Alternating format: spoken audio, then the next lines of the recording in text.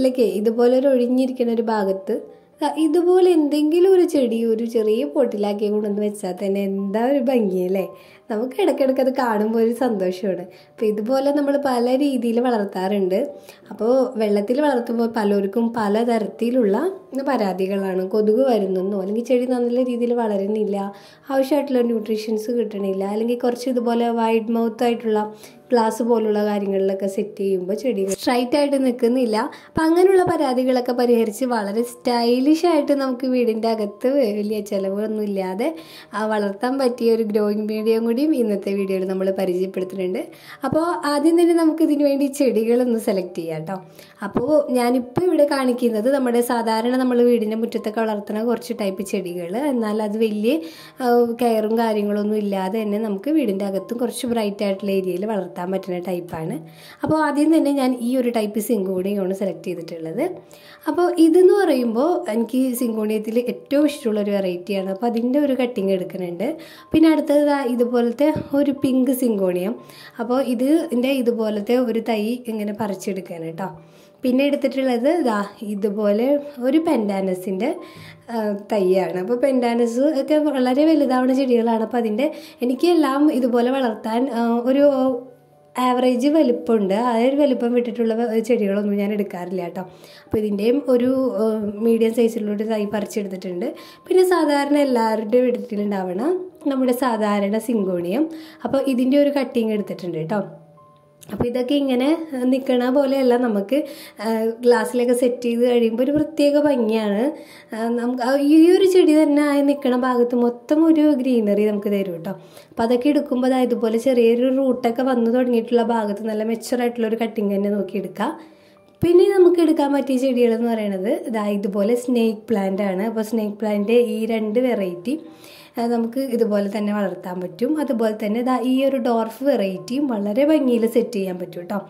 അപ്പോൾ ഇതെല്ലാം നമുക്ക് ചെറിയ ചെറിയ തൈകൾ പറിച്ചെടുത്തിട്ടോ ആണെങ്കിലും അല്ലെങ്കിൽ ലീഫ് കട്ടിങ്സിൽ നിന്നാണെങ്കിലും നമുക്ക് വളർത്തിയെടുക്കാൻ പറ്റും.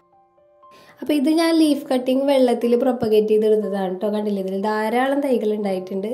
അപ്പോൾ ഇത് ഞാനിപ്പോൾ ഇൻഡോറായിട്ട് നമ്മൾ നേരത്തെ കണ്ട പോലെ സെറ്റ് ചെയ്യാമെന്നാണ് വിചാരിക്കുന്നത്.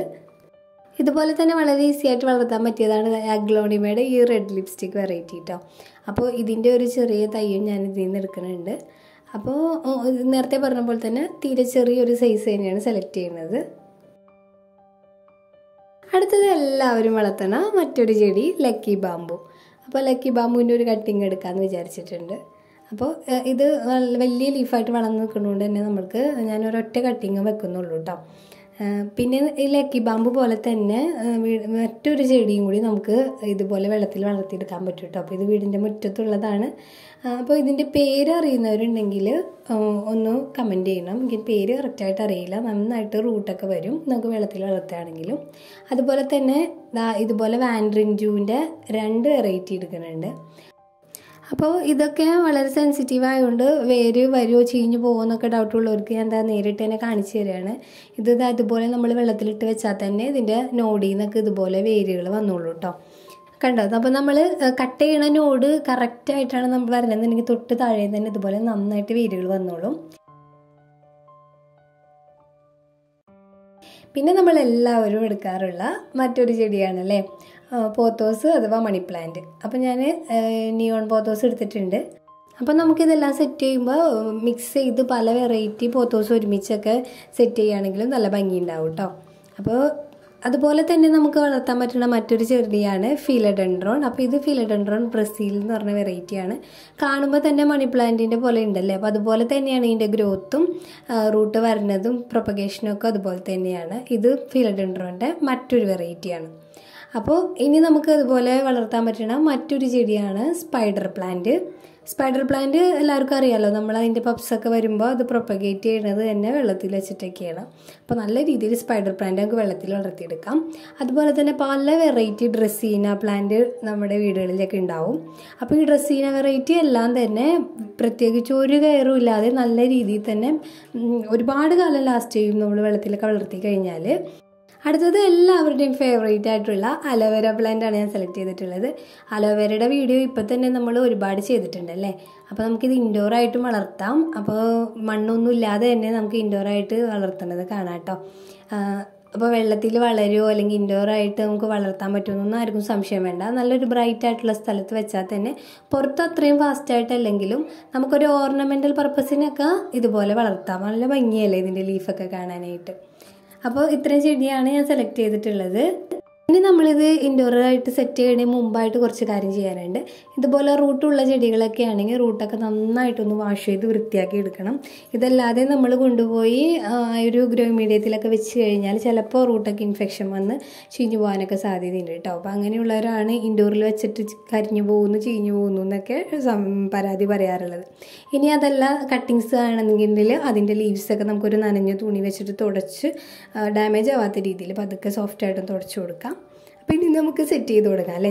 അപ്പോൾ ഇനി നമ്മൾ നേരത്തെ പറഞ്ഞ ആ ഗ്രോയിങ് മീഡിയം എന്താണെന്ന് പറയാനുള്ള സമയമായിട്ടുണ്ട്. അപ്പോൾ നമ്മൾ ഇതുപോലെ കുറച്ച് ഗ്ലാസ്സുകളൊക്കെ കരുതി വെച്ചിട്ടുണ്ട്. ഇനി ഈ ഒരു ഗ്രോയിങ് മീഡിയം എന്താണെന്ന് നോക്കാം. ഇത് വേറൊന്നുമല്ല, എല്ലാവർക്കും അറിയണത് തന്നെയാണ്. നമ്മൾ വീടുകളിലൊക്കെ വാങ്ങാറുണ്ട്. ഇൻഡോർ പ്ലാന്റിൻ്റെയൊക്കെ ചോട്ടിൽ ഇട്ട് കൊടുക്കാനായിട്ട് വാങ്ങുന്ന ക്ലേ ബോൾസാണ് ഇത്. ക്ലേ പെബിൾസ് എന്നും പറയും. അതായത് കളിമണ്ണ് വെച്ചിട്ട് ഉണ്ടാക്കി വരുന്ന വളരെ ലൈറ്റ് വെയിറ്റ് ആയിട്ടുള്ള കുറച്ച് ബോൾസാണിത്. അപ്പോൾ ഇത് നിറച്ച് ഇങ്ങനെ നോക്കിയാൽ കാണാം, വളരെ പോറസ് ആയിട്ടുള്ള, അതായത് കുഞ്ഞു കുഞ്ഞു ഓട്ടകളുള്ള ഒരു തരം ബോളാണിത്.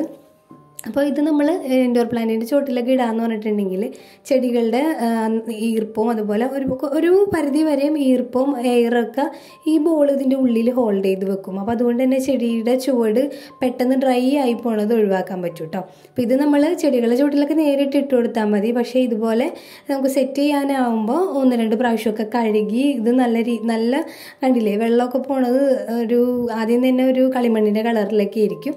അപ്പോൾ ഒരു 2-3 പ്രാവശ്യമൊക്കെ കഴുകി ഇതുപോലെ ഡ്രെയിൻ ചെയ്ത് കഴിഞ്ഞാൽ നമുക്ക് നല്ല വൃത്തിയായിട്ട് കിട്ടും കേട്ടോ.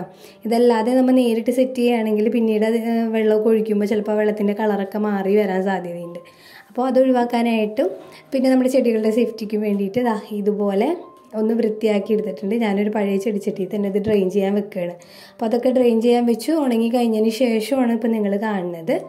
അപ്പോൾ കണ്ടില്ലേ, ഇനി നമ്മൾ ഇതിന് വേണ്ടി കുറേ ഫ്ലവർ വേസോ അല്ലെങ്കിൽ ഇൻഡോർ പോട്ട്സോ ഒന്നും വേണമെന്നില്ല കേട്ടോ. ഞാനിപ്പോൾ നമുക്ക് എന്തെങ്കിലുമൊക്കെ ഒപ്പം ഫ്രീ ആയിട്ട് കിട്ടണ കുറച്ച് ഗ്ലാസ്സുകളും പിന്നെ ലോ കോസ്റ്റിൽ നമ്മൾക്ക് കിട്ടൂലേ ഈ ഫുട്പാത്തിൽ നിന്നോ അല്ലെങ്കിൽ അങ്ങനെയൊക്കെ നമ്മൾ കാണാറുള്ള നമ്മൾ ഫുഡിനൊന്നും എടുക്കാത്ത കുറച്ച് കപ്പും അങ്ങനെയുള്ള ഐറ്റംസൊക്കെയാണ് ഇതുപോലെ സെറ്റ് ചെയ്യാനായിട്ട് എടുക്കാറ്. അപ്പോൾ നമ്മൾ ഉപയോഗിക്കാണ്ടിരിക്കുന്ന അങ്ങനെ എന്തെങ്കിലും ജാറുകളോ ഒക്കെ ഉണ്ടെങ്കിൽ തന്നെ ഇതൊക്കെ വെച്ച് സെറ്റ് ചെയ്ത് വരുമ്പോൾ തന്നെ ഒരു പ്രത്യേക ഭംഗിയായിരിക്കും. പിന്നെ ഞാൻ നമ്മുടെ ബ്രൂ ഇൻസ്റ്റൻ്റൊക്കെ വാങ്ങണം ചെറിയ ചെറിയ ബോട്ടിലുകളൊക്കെ നല്ല വൃത്തിയിൽ കഴുകിയൊക്കെ എടുത്തു വെക്കാറുണ്ട്. അപ്പോൾ ഇതൊക്കെ നമുക്ക് സെറ്റ് ചെയ്യാനായിട്ട് അത്രയൊക്കെ തന്നെ മതിയാവും. വേറെ പ്രത്യേകിച്ച് ഇതിന് വേണ്ടി ചിലവാക്കേണ്ട കാര്യമൊന്നുമില്ല. അപ്പോൾ ഈ കണ്ട പോലെ തന്നെ നമുക്ക് വെച്ച് കൊടുക്കാം ചെടികൾ. എന്നിട്ട് അതിന് ശേഷം ഇതുപോലെ വെള്ളം ഒഴിച്ച് കൊടുക്കാം കേട്ടോ. അപ്പോൾ ആദ്യം തന്നെ നമ്മൾ വെള്ളം ഒഴിച്ച് ചിലപ്പോൾ പിറ്റേ ദിവസമൊക്കെ ആകുമ്പോഴത്തേന് ഈ ബോൾസ് കുറച്ച് വലിച്ചൊക്കെ എടുത്തിട്ടുണ്ടാവും.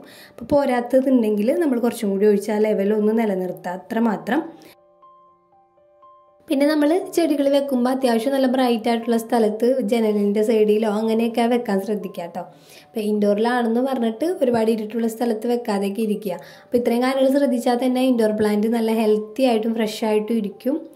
പിന്നെ ഇൻഡോർ പ്ലാന്റിന് നമുക്ക് വെള്ളത്തിൽ ഒഴിച്ചു കൊടുക്കാൻ പറ്റുന്ന കുറച്ച് ലിക്വിഡ് ഫെർട്ടിലൈസേഴ്സും കാര്യങ്ങളൊക്കെ നമ്മൾ മുമ്പ് വീഡിയോ ചെയ്തിട്ടുണ്ട്. അപ്പോൾ അതൊക്കെ നമുക്ക് വേണമെങ്കിൽ കുറച്ച് നാളൊക്കെ കഴിയുമ്പോൾ ഇതിനൊഴിച്ചു കൊടുക്കാവുന്നതേ ഉള്ളൂ. നല്ലൊരു ഗ്രോത്ത് കാണാൻ പറ്റും. പിന്നെ ഞാൻ നേരത്തെ പറഞ്ഞ പോലെ തന്നെ ചെറിയ ചെറിയ സൈസ് ചെടികളാണ് എപ്പോഴും എനിക്ക് ഇങ്ങനെ സെറ്റ് ചെയ്യാൻ കുറച്ച് ഭംഗിയായിട്ട് തോന്നിയിട്ടുള്ളത്. പിന്നെ ഒരേ ടൈപ്പ് ചെടികൾ മാത്രം സെറ്റ് ചെയ്യുന്നതിന് മാറ്റി ഇതുപോലെ മിക്സ് ചെയ്തൊക്കെ സെറ്റ് ചെയ്ത് നോക്കിയപ്പോൾ കുറച്ചും കൂടി ഭംഗിയായിട്ട് തോന്നിയിട്ടുണ്ട്. അപ്പോൾ നിങ്ങൾക്ക് നിങ്ങളുടേതായ ഐഡിയകളൊക്കെ ഉണ്ടെങ്കിൽ താഴെ ഒന്ന് കമൻറ്റ് ചെയ്യും കേട്ടോ. നമുക്ക് എല്ലാവർക്കും അതൊക്കെ ഒന്ന് ട്രൈ ചെയ്ത് നോക്കാമല്ലോ. അപ്പോൾ ഇത് നമ്മൾ നേരത്തെ പ്രൊപ്പഗേറ്റ് ചെയ്യാൻ വെച്ച വെള്ളത്തിൽ മാത്രമായിട്ട് പ്രൊപ്പഗേറ്റ് ചെയ്യാൻ വെച്ച 2 കട്ടിങ്സാണ് കേട്ടോ സ്നേക്ക് പ്ലാന്റിൻ്റെ. അപ്പോൾ ഇതിൻ്റെ ബേബി പ്ലാന്റ്സ് ഒക്കെ വന്നപ്പോൾ കാണാൻ നല്ല ക്യൂട്ടായിട്ട് തോന്നി. അപ്പോൾ അത് വേണമെങ്കിൽ നമുക്ക് അത് അടർത്തിയെടുക്കാം. അപ്പോൾ ഞാനത് അടർത്തുന്നില്ല, ഇതൊക്കെ ഒന്ന് ക്ലീൻ ചെയ്തിട്ട് ആ കട്ടിങ് ഒരു ഫ്രെയിം പോലെ തന്നെ പിറകിൽ ഇരുന്നോട്ടെ എന്ന് കരുതിയിട്ടോ. എന്നിട്ട് ഇതുപോലെ ചെറിയൊരു കപ്പിൽ സെറ്റ് ചെയ്ത് വെക്കുകയാണ്. അപ്പോൾ അങ്ങനെ കണ്ടപ്പോൾ എനിക്ക് കുറച്ചും കൂടി നല്ല ക്യൂട്ടായിട്ട് തോന്നി. അപ്പോൾ ആവശ്യത്തിന് ഇവർക്ക് വെള്ളം കൊടുക്കുക എന്നുള്ളത് ശ്രദ്ധിക്കുക കേട്ടോ. വാട്ടർ ലെവൽ ചിലപ്പോൾ നമ്മൾ വെക്കണ ആദ്യത്തെ ഒരു ദിവസമൊക്കെ നമ്മളൊന്ന് ശ്രദ്ധിക്കേണ്ടി വരും. അത് കഴിഞ്ഞാൽ പിന്നെ എപ്പോഴൊന്നും വെള്ളം കുറയൊന്നുമില്ല കേട്ടോ. അപ്പോൾ കണ്ടില്ലേ, നമുക്കിത് വെള്ളത്തിലിരിക്കുകയാണെന്നുള്ളൊരു ഫീലും ഇല്ല. ചെടികളൊക്കെ നല്ല സ്ട്രൈറ്റ് ആയിട്ട് ഇരിക്കുന്നുണ്ട്. ആവശ്യത്തിനുള്ള എയറും കാര്യങ്ങളൊക്കെ ഈ ഒരു ബോൾസിൽ നിന്ന് തന്നെ ചെടികൾക്ക് കിട്ടുന്നുണ്ട്. അപ്പോൾ ഇങ്ങനെ ചെയ്യാത്തവരുണ്ടെങ്കിൽ, ഇൻഡോറിൽ ചെടിയൊക്കെ വെക്കാൻ ഇഷ്ടമുള്ളവരാണെങ്കിൽ ഇതൊന്ന് ട്രൈ ചെയ്ത് നോക്കാം കേട്ടോ. നിങ്ങൾ അഭിപ്രായം പറയാൻ മറക്കരുത്. അപ്പോൾ എന്തായാലും താഴെ കമൻറ്റ് ചെയ്യുക. പിന്നെ നിങ്ങൾക്ക് എന്തെങ്കിലും സജഷൻസ് ഒക്കെ ഉണ്ടെങ്കിൽ താഴെ പറയാൻ മറക്കരുത്. അപ്പോൾ പുതിയൊരു വീഡിയോ ആയിട്ട് കാണാം. അതുവരേക്കും bye bye from Safees home diary.